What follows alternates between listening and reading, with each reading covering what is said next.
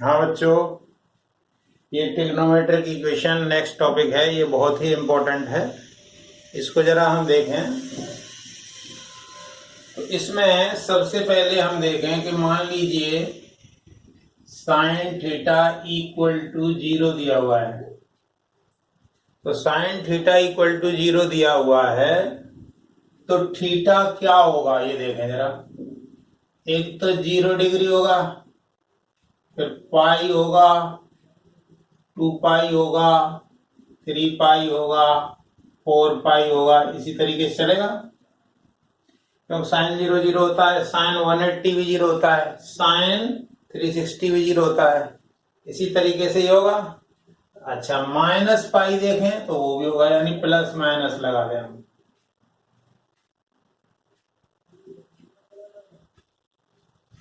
तो इसको एक जनरल वे में लिखना चाहें, मतलब इतनी सारी वैल्यू ना लिख के हम ऐसे लिख दें थीटा इक्वल टू एन पाई, और जहां लिख दिया कि n बिलोंग्स टू इंटीजर, और z क्या है, ये इंटीजर है। इंटीजर मतलब पूर्णांक। तो अब देखें जरा, इसमें n की वैल्यू 0 रखेंगे तो ये आ गया, 1 रखेंगे तो पाई आ गया, और -1 रखेंगे तो माइनस पाई आ गया। n की जगह 2 रखेंगे तो प्लस का 2 पाई आ गया, -2 रखोगे तो -2 पाई आएगा। ऐसे 3 रखोगे तो 3 पाई आएगा, -3 रखोगे तो -3 पाई आएगा।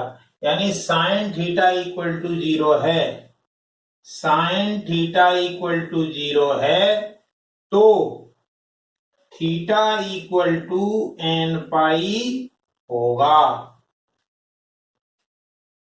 और देखें जरा,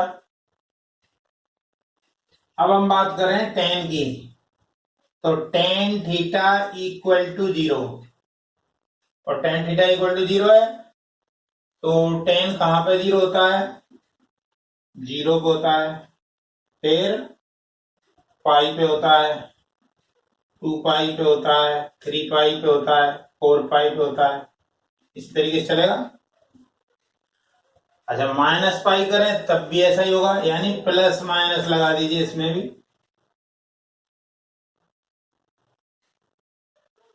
इसको भी जनरलाइज कर दिया जाए तो theta equal to n pi, n belongs to integer. यानी हमारा कहने का मतलब ये होगा साइन थीटा 0 है तब थीटा इक्वल टू एन पाई आएगा। उसी तरीके से टेन थीटा की वैल्यू यदि 0 है तो थीटा इक्वल टू एन पाई आएगा, एन जहां पे कि इंटीजर होगा या पूर्णांक होगा। यहां पर एन क्या है, n belongs to integer। ये आ गया। अब जरा थोड़ा आगे चलें। cos थीटा की यदि हम बात करें तो हमें पता है कि cos थीटा इक्वल टू 0, मान लीजिए इस तरीके से है, तो cos थीटा इक्वल टू 0 है तो थीटा क्या होगा, कहां पे 0 होता है, π/2, 3π/2, 5π/2, 7π/2, 9π/2, इसी तरीके से चलेगा। तो इसी तरीके से -3π/2 भी आएगा। यहां अपन इसको जनरलाइज करके लिखें तो 2n + 1 इंटू π/2, या हम कहें ऑड मल्टीपल ऑफ π/2, या π/2 का विषम गुणज।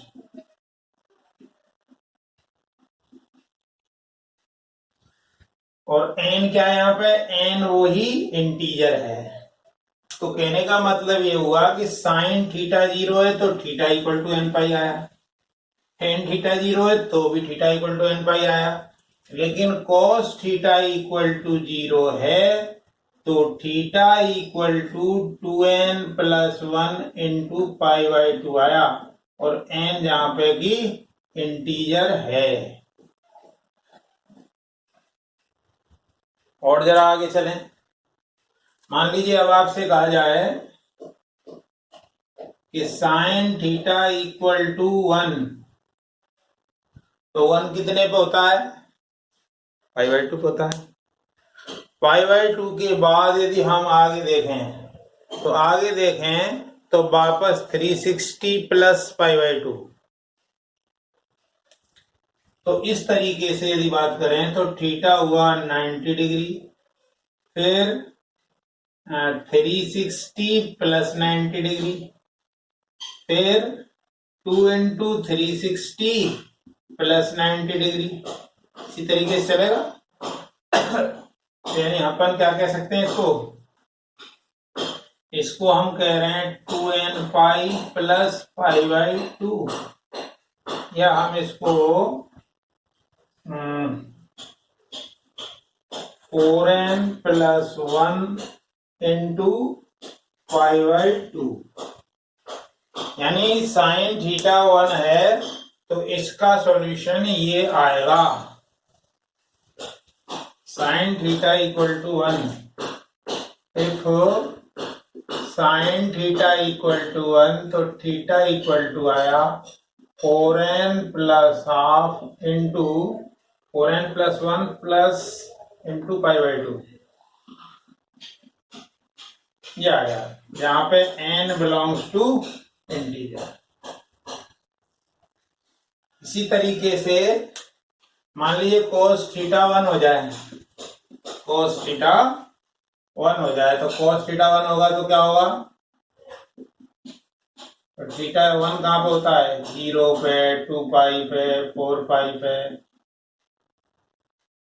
इसको जनरलाइज किया जाए तो थीटा हो गया 2n पाई, यानी cos थीटा की वैल्यू 1 है तो थीटा इक्वल टू 2n पाई, जहां पे n बिलोंग्स टू इंटीजर है।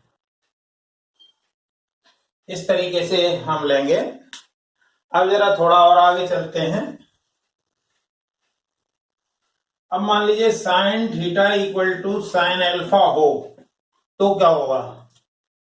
Sine theta equal to sine alpha, तो थीटा इक्वल टू होगा n पाई प्लस -1 की पावर n इंटू अल्फा। लेकिन जो ये n है, n तो आपका इंटीजर है, साथ के साथ जो अल्फा है उसकी वैल्यू -π/2 और प्लस π/2 के बीच में ही लेनी है। यदि sine theta equal to sine alpha है तो ये होगा,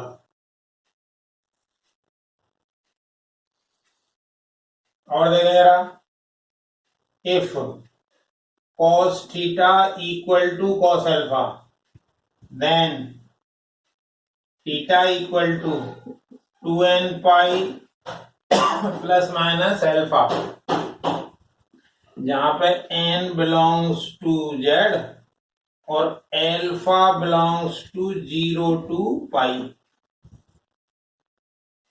यदि cos theta equal to cos alpha है तो। इसी तरीके से tan की यदि हम बात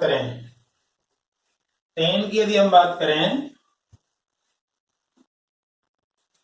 तो tan theta equal to tan alpha है मान लीजिए, then theta equal to n pi plus alpha, n belongs to integer और अल्फा बिलोंग्स टू ओपन में -π/2 टू प्लस π/2। ये आपको ध्यान रखने हैं। अब जरा आगे देखें, आगे की यदि हम बात करें तो मान लीजिए sine square theta equal to sine square alpha है। इसी तरीके से cos square theta equal to cos square alpha है। tan square theta equal to tan square alpha है। तो इन सभी स्थितियों में theta equal to n pi plus minus alpha होगा और n बिलोंग्स टू इंटीजर। इन सब के लिए एक ही फॉर्मूला है, इन तीनों के लिए।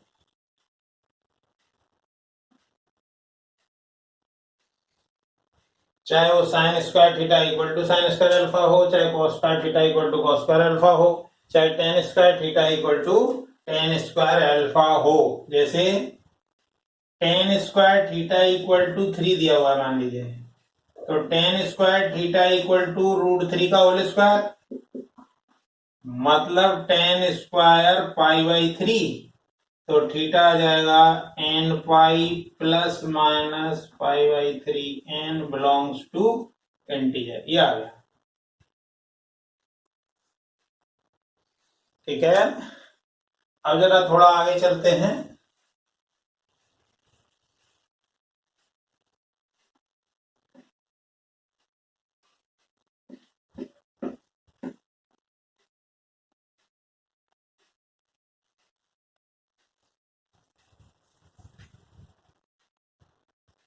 मान लीजिए आपका दिया है if sine theta plus sine 4 theta plus sine 7 theta equal to 0, ये दिया हुआ है। Then find all values of theta lies between 0 to pi। मान लीजिए ये क्वेश्चन है आपका, इसके सॉल्यूशन की यदि हम बात करें तो देखें, इन दोनों को पास पास ले लें। Sine 7 theta plus sine theta plus sine 4 theta equal to 0। अब इसमें sine c plus sine d लगाएं तो 2 sine c plus d by 2 cos c minus d by 2 plus sine 4 theta equal to 0। तो साइन 4 थीटा कॉमन और 2 cos 3 theta plus 1 equal to 0। तो यहां से यदि हम देखें, एक तो आएगा साइन 4 थीटा इक्वल टू 0, इसको यदि सॉल्व करोगे तो 4 थीटा इक्वल टू आएगा n पाई, यानी theta equal to n pi by 4 और n बिलोंग्स टू इंटीजर। ये मान लो पहली इक्वेशन आई। इसमें n की वैल्यू रखते जाएंगे और 0 से पाई के बीच में कितनी आएंगी वो देख लेंगे। तो देखें जरा, तो n की वैल्यू हमने 0 ली, n की वैल्यू 0 ली तो 0 आएगा। इसी तरीके से 1 लिया तो पाई बाई 4 आएगा, 2 लिया तो क्या आएगा, 2 लिया तो पाई बाई 2 आ जाएगा, और 3 लिया तो 3 पाई बाई 4 आ जाएगा, और 4 लिया तो पाई आ जाएगा, यानी पाई भी आ जाएगा। यानी ये इतनी वैल्यूज पॉसिबल हैं। अब जरा दूसरी वाली इस वैल्यू को भी देखें, अभी तो हमने केवल इसका यूज करके निकाला है, अब इसको भी देखें। तो 2 cos 3 थीटा इक्वल टू -1, तो cos 3 theta equal to -half. तो -हाफ कितने को होता है, cos 2 pi by 3, cos 2 pi by 3 हो जाएगा। तो 3 theta equal to 2n pi plus minus 2 pi by 3। तो थीटा क्या आया, 2n pi by 3 plus minus 2 pi by 9, n belongs to integer. अब जरा यहां पे हम देखें तो n की वैल्यू आपने मान लो 0 रखी, तो एक तो प्लस का 2 पाई बाई 9 आएगा, एक माइनस का 2 पाई बाई 9। तो माइनस का 2 पाई बाई 9 तो अपने मतलब का है नहीं, तो प्लस का 2 पाई बाई 9 आ गया, ठीक है। अब वैल्यू मान लो आपने रखी 1, तो 1 रखेंगे तो क्या आएगा, 2 pi by 3 plus 2 pi by 9, plus minus लगा दो तो 9 ही आ गया। तो 6 पाई प्लस माइनस 2 पाई, यानी 8 पाई बाई 9 आएगा एक तो, और एक 4π/9। तो दोनों वैल्यू जो सी के अंदर आ रही हैं, तो 4π/9 और 8π/9। अभी 0 और पाई के बीच में चल रहा है। हमने इनकी वैल्यू 0 ली, 0 ली तो ये आ गया, 1 लिया तो 2π/3 प्लस 2π/9, एलसीएम आ गया 9, 6π प्लस माइनस, तो ये आपको एक बार ऐड कर दिया तो 8π/9 आया, माइनस किया तो 4π/9 आया। अब हम n की वैल्यू 2 ले लें, n की वैल्यू 2 लेंगे तो क्या आएगा, 4π/3 प्लस माइनस 2π/9, 9 एलसीएम ले लो, तो ये आपका आ गया 12π प्लस माइनस 2π/9। तो ऐड कर देंगे, चाहे माइनस करें तो दोनों स्थितियों में वो बाहर चला जाएगा। यानी इससे थीटा की ये 3 वैल्यू ही पॉसिबल हैं। तो कहने का मतलब ये हुआ 0 और पाई के बीच में वो 5 वैल्यू हो गई और 3 वैल्यू हो गई, तो इस तरीके से 8 वैल्यू आपको मिल जाएंगी। और चलें जरा आगे।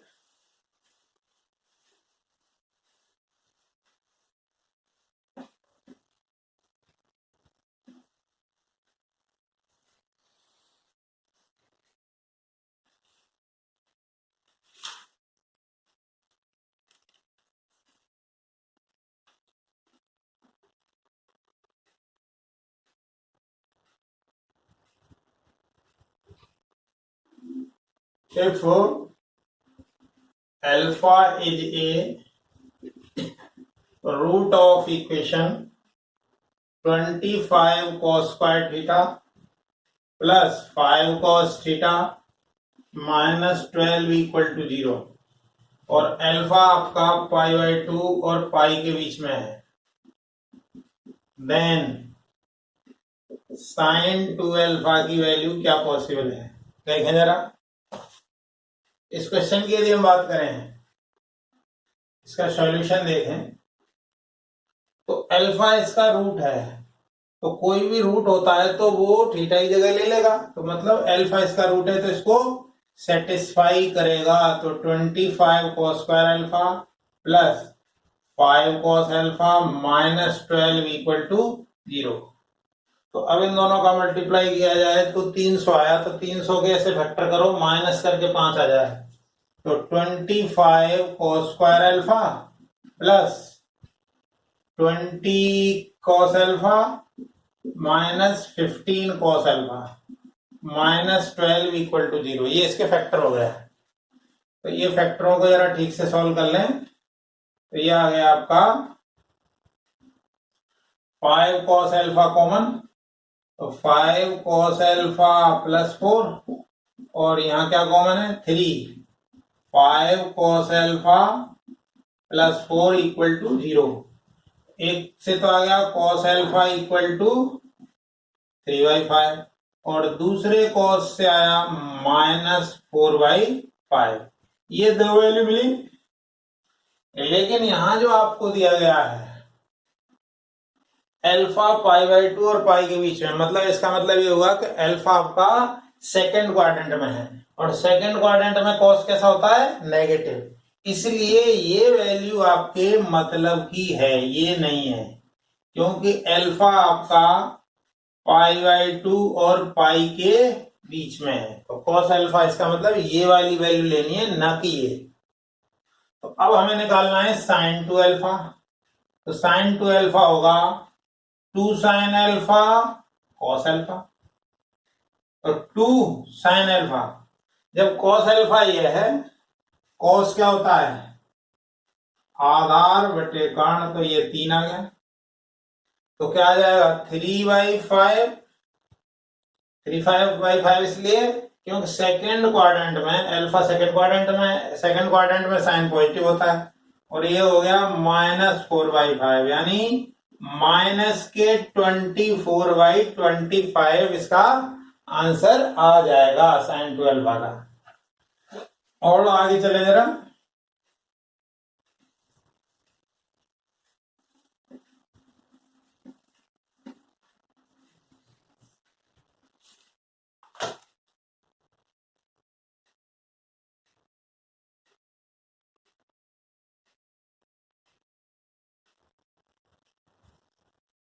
number of values of x in interval 0 से 3 पाई, 0 से 3 पाई के बीच में, satisfying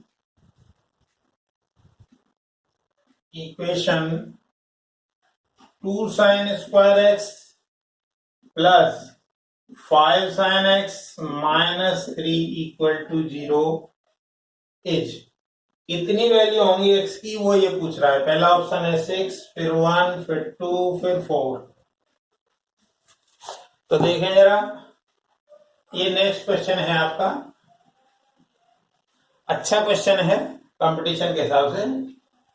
तो अब यदि इसकी बात करें हम, तो ये साइन में एक क्वाड्रेटिक है, तो साइन में क्वाड्रेटिक है तो उसके आप फैक्टर कर लीजिए, 2 sin square x plus 5 sin x minus 3 equal to 0। तो इसके 3 दूनी 6 हो गए, 6 के फैक्टर ऐसे करिए जो घटा के 5 आए हैं। तो 2 sin square x plus 6 sin x minus sin x minus 3 equal to 0।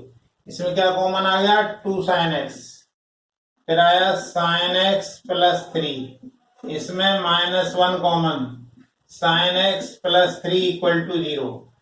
एक फैक्टर आया 2 sin x माइनस 1 और एक आया sin x plus 3 equal to 0।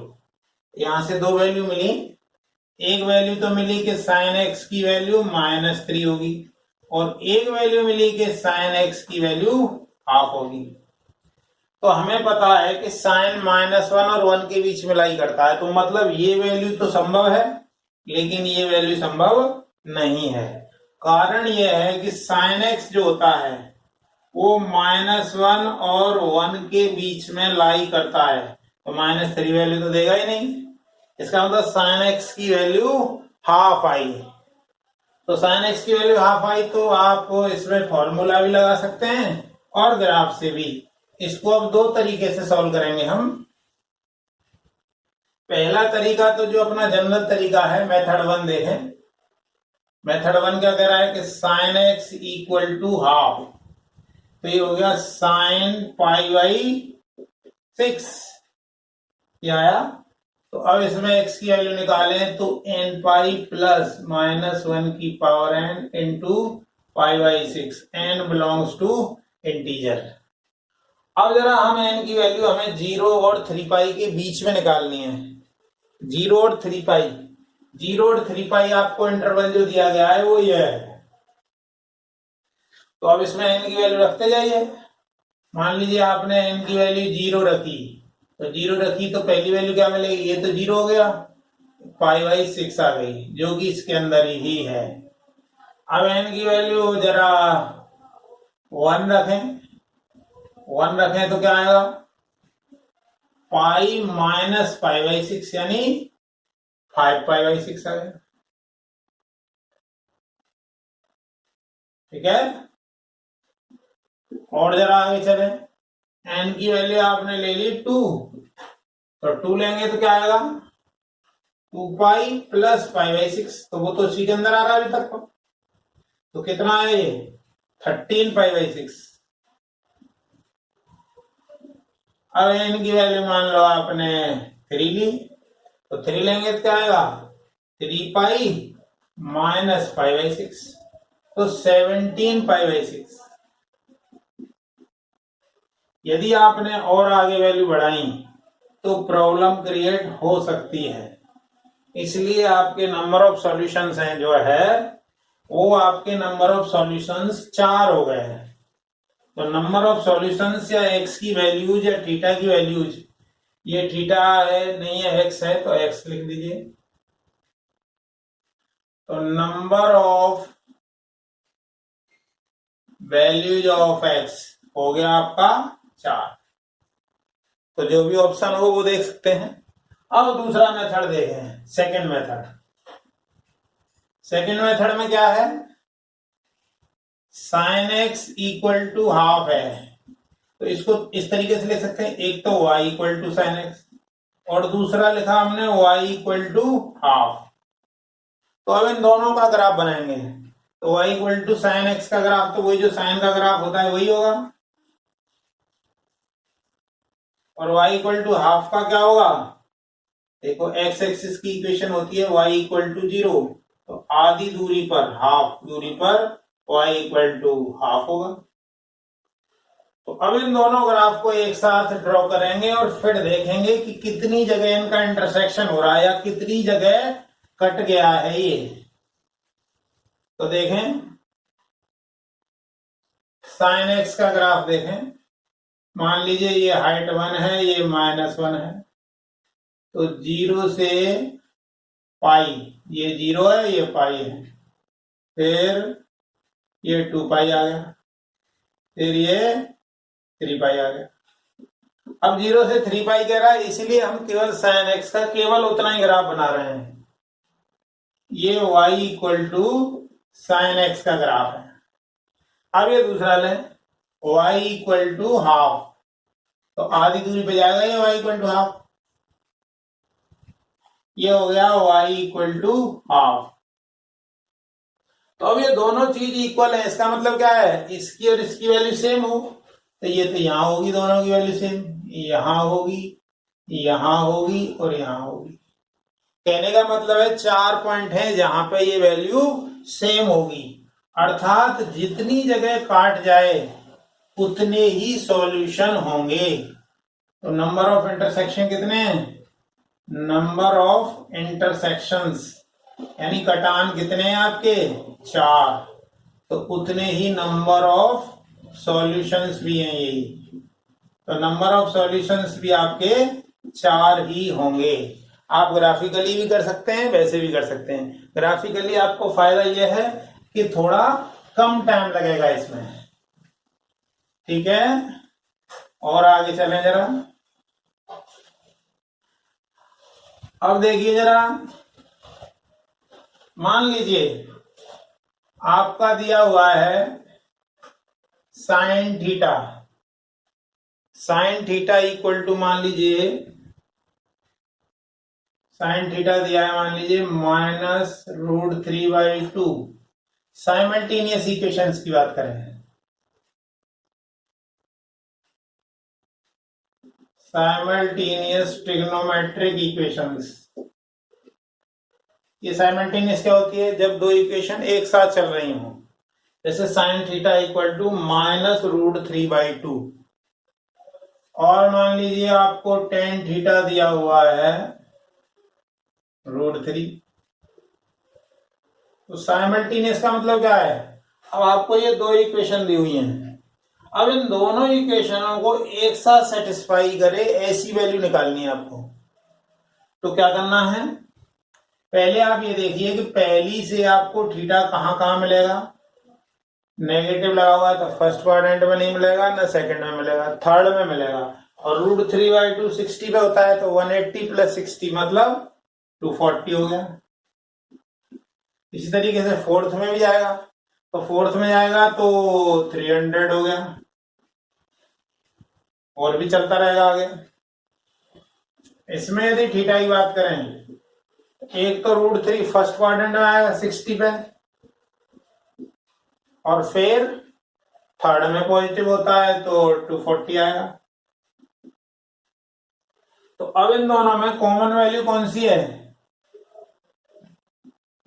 Common value है आपकी 240 डिग्री, और 240 डिग्री को हम लिख सकते हैं 4π/3। तो जब साइमल्टेनियस इक्वेशन जब हम निकालते हैं तो थीटा इक्वल टू आएगा 2nπ प्लस कॉमन वैल्यू, तो थीटा इक्वल टू आ गया 2nπ प्लस 4π/3, और n बिलोंग्स टू इंटीजर, ये आ गया आपका। तो इस तरीके से जब भी आपकी 2, 3, 4 इक्वेशन एक साथ दी हो तो सबको पहले निकाल लेंगे, उसमें जो कॉमन वैल्यू होगी उसे लेंगे और उसमें 2nπ ऐड कर देंगे। 2nπ इसलिए ऐड करेंगे कि पूरा एक राउंड घूम जाएगा।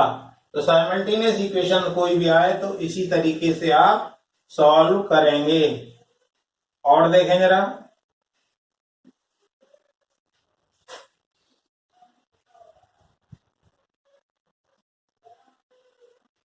Solution of equation a sin x plus minus b cos x equal to c, या a cos x plus minus b sin x equal to c। इस तरह की इक्वेशन है तो उसको कैसे सॉल्व करेंगे? तो सॉल्व करने के लिए कोई एक, ये जो चार है इनमें से कोई एक ले लेते हैं। तो हमने क्या किया, मान लिया कि a sin x plus b cos x equal to c है। तो अब हमने क्या किया, रूट ए स्क्वायर प्लस बी स्क्वायर से दोनों तरफ डिवाइड कर दिया। डिवाइड ईच टर्म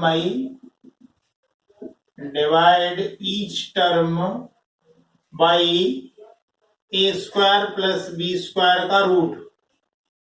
तो क्या आएगा, A upon root A square plus B square sine x plus B upon root A square plus B square cos x equal to C upon root A square plus B square. अब जरा हम इसकी बात करें, मान लीजिए इस value को हम कॉस अल्फा मान लें, कुछ कॉस साइन अल्फा भी मान सकते हैं। मान लिया इसको कॉस अल्फा, तो ये साइन एक्स और ये कॉस अल्फा। जब ये कॉस अल्फा होगा, देखिए ये तो आपका हाइपोटेन्यूस यानी कर्ण है, और कॉस है मतलब आधार यानी ये ए हुआ, तो ये आपका बी हो गया ऑटोमेटिकली। तो ए अपॉन ये यदि कॉस है तो बी अपॉन ये यानी इसकी जगह साइन आ जाएगा। तो sine alpha cos x equal to C upon root A square plus B square. तो अब ये फॉर्मूला बन जाएगा, साइन ए प्लस बी का फॉर्मूला बनेगा। तो ये साइन एक्स प्लस अल्फा की वैल्यू आ गई।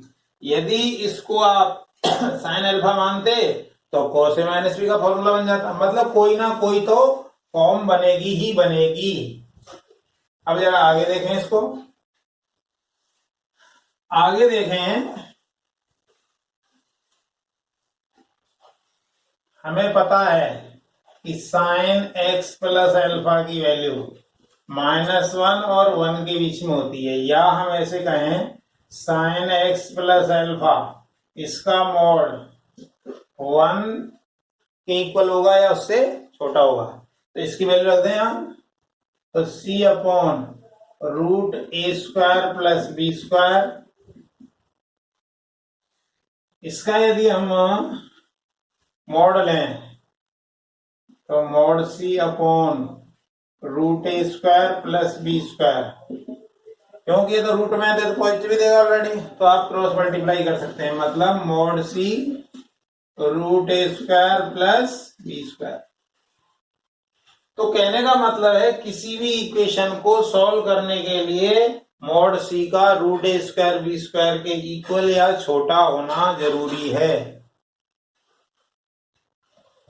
Any equation a sine x plus minus b cos x और a cos x plus minus b sine x equal to सी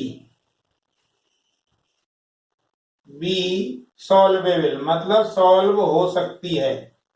कब? यदि मॉड सी की वैल्यू अंडर रूट ए स्क्वायर प्लस बी स्क्वायर के बराबर हो या छोटा हो। एक बार जेईई मेंस में पूछा गया है, जेईई मेंस में दे दिया है, जेईई मेंस में दिया है कि a sine x plus b cos x equal to c, और साथ के साथ दे दिया है कि मॉड सी बड़ा है रूट ए स्क्वायर प्लस बी स्क्वायर से। तो हमारी कंडीशन के अकॉर्डिंग तो इसका कोई सॉल्यूशन नहीं आएगा, तो इसका कोई सॉल्यूशन नहीं होगा, या नो सॉल्यूशन इज पॉसिबल। ऐसी स्थिति में कोई सॉल्यूशन पॉसिबल नहीं है। तो इसलिए इस तरह की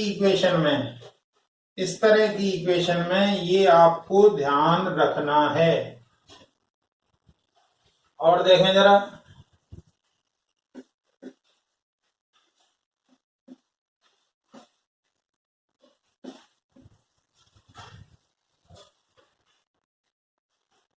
इनइक्वलिटीज की बात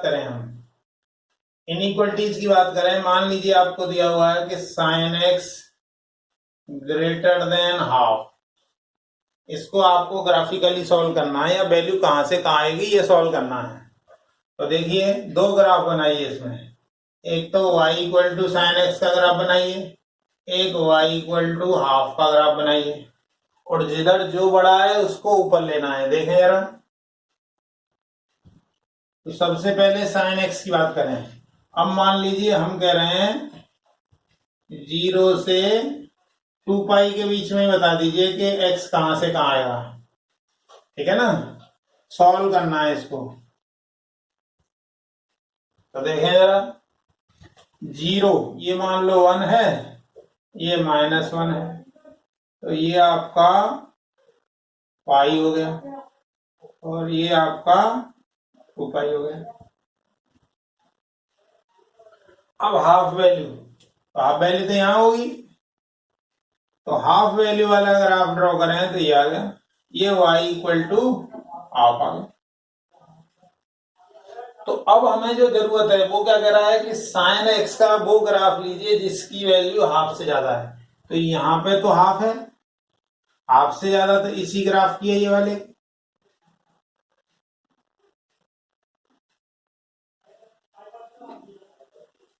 तो यहां पे वैल्यू क्या होगी, हाफ वैल्यू कितने पे देता है, π/6 पे, और यहाँ हाफ फिर कहां देता है, 5π/6 पे। इसका मतलब π/6 पे हाफ देगा, 5π/6 पे भी हाफ देगा। लेकिन π/6 के बाद की बात करें, मतलब इसको खाली छोड़ दें इस बबल को, तो x की वैल्यू क्या आएगी, x बिलोंग्स टू π/6, ये 5π/6।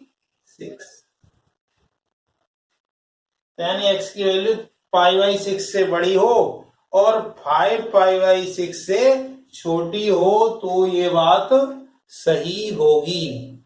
अब मान लीजिए हम इसको थोड़ा सा चेंज कर दें। कैसे, देखिए जरा,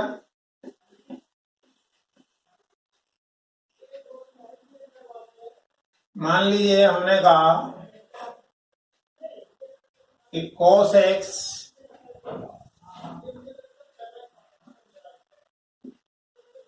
x greater than equal to -half, और मान लीजिए इंटरवल वही है आपका 0 से 2 पाई के बीच में बात कर रहे हैं।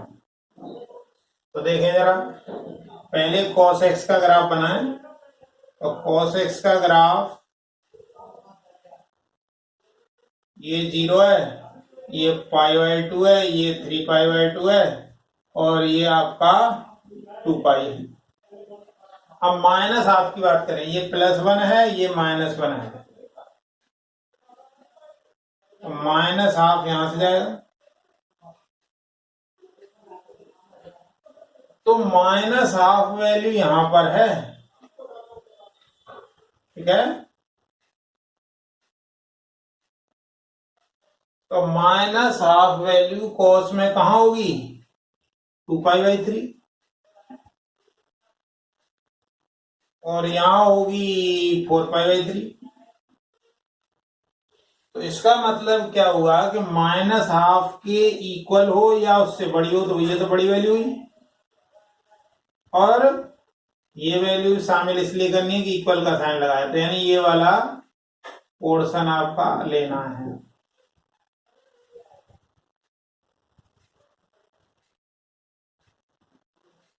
यानी x कहां से कहां आ गया, 0 से 2π/3। अब इतने के बाद ये वैल्यू छोड़ दी, यूनियन 4π/3 टू 2 पाई, ये आ गया। ये इसका सॉल्यूशन आ गया है। इस तरीके से आप इसके क्वेश्चंस कर सकते हैं। और जो IIT में आए हुए क्वेश्चंस हैं वो कल की क्लास में हम डिस्कस करेंगे। वीडियो देखने के लिए बहुत बहुत धन्यवाद। थैंक्स।